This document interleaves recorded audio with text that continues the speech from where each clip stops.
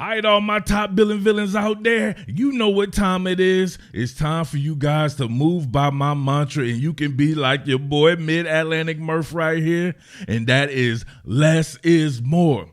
Less is more. I am extremely proud to be partnering with the guys up at the Ridge Wallet. They are the makers of some of the best, absolute dopest items you can get your hands on for this holiday season, and you can get up to 40% off if you go to ridge.com/topbilling, and you can get your hands on some of this product right here. Now listen, I know how it is back in the day. If you were like me, man, I have a story. My granddad, right? I remember when I was a little kid and I asked him for $5 and he was like, sure, baby, you know what I'm saying? Go get my billfold. And he was like, I was like, where is it, granddad? He said, it's right there. And I grabbed it and it was the Bible. That's how thick that man's billfold was. He mistaked it for the Bible. But it's not like I was any better, because when I got older, this was my first billfold. Come on. I'm just playing. But real talk, though, this is the bad boy that I was working with here and rocking with for the past couple of years, and I thought this was nice, right? One of the nice Johns right here in the wallet, you fold it out and everything, but that ain't nothing compared to this thing right here, man. Oh, my God. Look at it, baby. This thing is so slim that you barely even notice it, and it holds up to 12 cards. I've been rocking with this bad boy for a minute right now. I'll keep a little bit of change on the clip portion of this. They have it the way you can have an actual strap as well. You got to get to your cards right here. Remember, it holds up to 12 cards. Boom, bang, you right there. You pull out your cards right there. Everything is all good. That's what being a minimalist is all about right there. So I slimmed it down right there. I'm like, man, I don't need 30, 40 cards and all this and that right there. Hold up to about 3 or 4 cards for your boy. Got the money on there. We in there like swimwear. But that's only the tip of the iceberg, man. Shoot, they came through with a key case for your boy. They came through with a hat there, but on their product list, I'm not going to lie, I'm back up on there, man. They have these 24 karat gold version of this thing right here. I wanted this bad boy to match that YouTube plaque that I have right there. But, man, I almost wish I would have gone for that 24 karat one. So I'm going to have to go back, double back, because I'm always with multiple of the same items anyway. And this was a perfect one there. But, man, the carbon fiber one looks very good. This is the Stonewashed Titanium. So if you want to be like your boy Murph, you can grab that Stonewashed Titanium. But, man, beyond that, they have bags and knives. They even have a case for your AirTag, your Apple AirTag. So lots of stuff out there, man. So ridge.com/topbilling. Make sure you are there for this holiday season and let them know your boy Mid-Atlantic Murph sent you. I cannot wait for you guys to get your hands on this one. All right. Salute. What more can I say? Top billing. Tua, faster than Tua, a bigger high-end arm than Tua. He's a better athlete than Tua. A play has to be designed for Tua and the play to work. It's very Derek Carr. It's very Kirk Cousins. Oh, is that true, Mr. Coward? Colin Coward. This play is not designed the way that it happens, and it's still a success. You know why? Because that man is the Samoan sniper, Tua Tagovailoa. Check it. You're going to have mirrored concepts here. You pretty much get a speed out from the Houston Comet, Jalen Waddle. You got Gesicki on a layered, looks like he was going to be a corner route. We'll just call it an outbreaking route here. It gets cut off there. You have the man Tyreek Hill, same deal over here. Then you have Durham Smythe with, looks like it was going to be an out route or maybe even a jerk route where he comes back inside, but eventually he just reverses course here and he's the win guy. You'll have an angle route here by Jeff Wilson Jr. Nothing doing there. They're doing a good job with their coverage here with the zone, playing pretty much zone concepts with man principles. So nothing open there, but guess what? Your man right here on the pool, look, take that snapshot. Nothing going on but the rent here. There's nowhere to go with this. You're not going to quickly make a full scan progression from left to right and something that's supposed to happen within a millisecond, right? So comes off of this or whatever like that. Then you get a breach off of Teron Armstead's side here. And look at this. Detached, still keeping his eyes upfield, and Yaka Touchdown. What are we doing here? Come on. Look at the breach off this side here. My man starts to detach. Look at that. He was going tuck and run. And then you have somebody right here to force him back inside. Keeps his eyes upfield. Look at your man, Durham Smythe here. Right here, finding a void and continuing to run.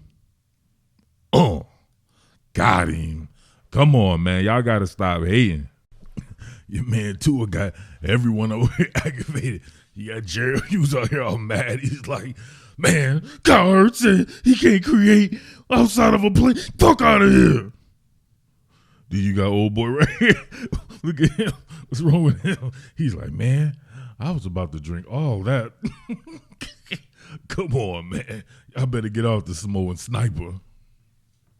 Speaking of hating, I'm only going to do a couple of these clips right here because it was the Texans. And you know that haters always be out in mass, be like, well, it's the Texans.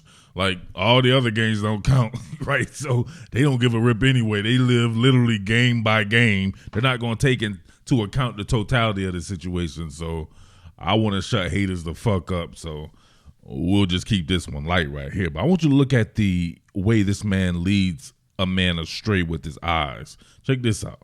Got that front facing play action fake, Jakob. But check the subtleness out of it. Once you get this play action fake right here, notice how he read the situation extremely quickly. And then look, before he gets to throwing this ball right here, you see the switch right here? Look at the switch, right? Almost like a switch shuffle. A switch shuffle there. You can see him peek just a little bit right here. Look. He peeks just a little bit towards Durham Smythe just to get that corner to bite on that. So this opens up Tyreek Hill on this in-breaking route. Jakob. And then let him do his thing after the catch, of course. I felt like on this particular telecast, they were trying to do Tua a little bit of a disservice there. They kept talking about wide open receivers. Now listen, they have to harp on the fact that these guys are wide open because this man is making quick, swift, accurate decisions. There's a lot of people who struggle with decision making, like that Sonics commercial, and they make everything look a lot tougher than it needs to be. I saw a quote where Robert Saleh said that Mike White makes the easy things look easy. That's a direct shot at someone like Zach Wilson who struggles with decision making. Tua doesn't have those problems. You get a deep curl right here. 1, 2, 3 defenders in the picture that are looking to pounce, but it does not matter because look at this. Great protection by the line here, and 3 people in the frame, and he's wide open? Come on. This man knew exactly where to go pre-snap, so he did the work pre-snap and then did the work post-snap, making it a very accurate throw, as we see right here, right between the numbers to Houston Comet himself. He's able to even kind of work back to the ball. He kind of gives up a little bit of real estate as well. Let's not diminish what Tua Tagovailoa is doing out there on that field. All right, I know y'all saw this deep over route here to the Houston Rocket. Everybody's like, but he can't throw the deep ball, Cletus. Colin Cowherd said he couldn't. Yeah, back to the basket play action fake right here. Dang, what happened to Ingo? What's going on right here? Oh, Ingo, I don't like that right there. That's soft. Don't do that. Anybody out there playing football, don't dive at nobody's knees ever in your life. You got to protect the other players, man. You could end someone's career or some bullshit like that. I would have actually probably stomped him in his fucking face if he did that to me. But here we go right here. Look at my man get that death right here. Hitch up and then send that bad boy to the moon. And look at the Houston Rocket go up and get it. Boxes this man out. Oh, man, hold on. We're going to see that live. Hitch up and, up for the downstroke. What are we doing here? Look at my man going on right there. Sending it vert, and then you get that transitional stem here, and then Stewart right here having to contest with this. You can't do nothing about it. If a man's able to get up that high and block you out, look at that, boxed him out. Hey, Stewart actually does a good job. He looks like he gets his hands on. Yeah, he dislodges this for a second. But look at the concentration from Rocket. All Stewart could do right then and there was spoon. He had to spoon with this man. This man is such a gangster, man. Come on, Beta. How about a fake tosser, immediate pressure in his face, and a fall away jumper? Yup, he did that. Fake the toss, right? Lead toss here. Come out naked. You have an unblocked defender. He doesn't go for it, but the play still has to develop.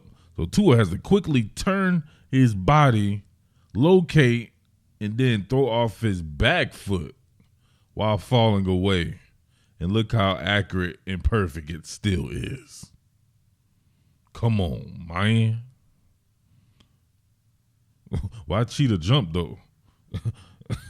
The jump was a little unnecessary. Jumped himself out of a first down. You have to love these pass tags on the back of the run calls right here. You get that zone flow. But obviously it's the NFL. You can't get too far upfield, so they have to barely keep that bad boy on an even plane right here. But you get what looks to be the bones of a split zone, and obviously there's a tag on the back of this as well, because this could come out to the flats here. And, of course, it looks like you get that run action. But, of course, you get those in-breaking routes, and he gets his pick of the litter there.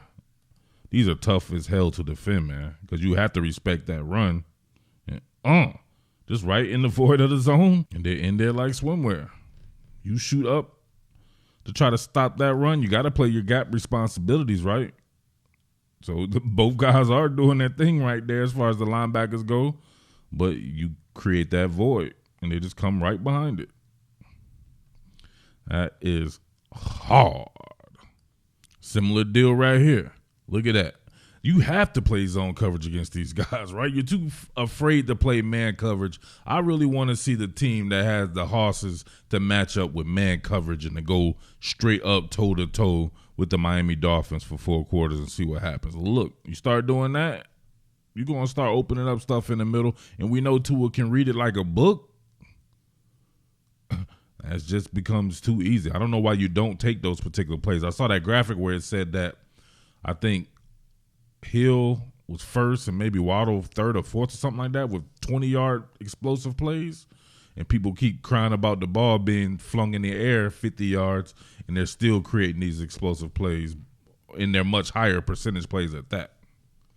All right, real quick before I get up out of here, someone tagged me on something on Twitter, was talking about a bunch of nicknames for Tua Tagovailoa. I hate Twitter. I ain't never on Twitter.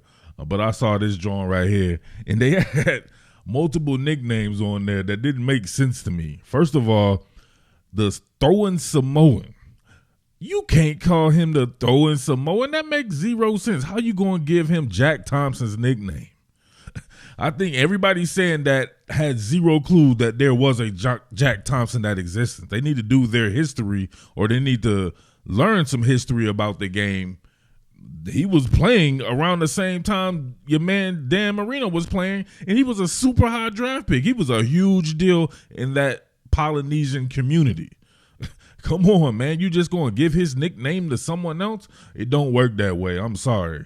I love me some Tua Tagovailoa, or at least I love him proving haters wrong, right? But Jack Thompson means something, and that's that man's nickname. You can't just be giving people's nicknames away. You cannot be calling him that.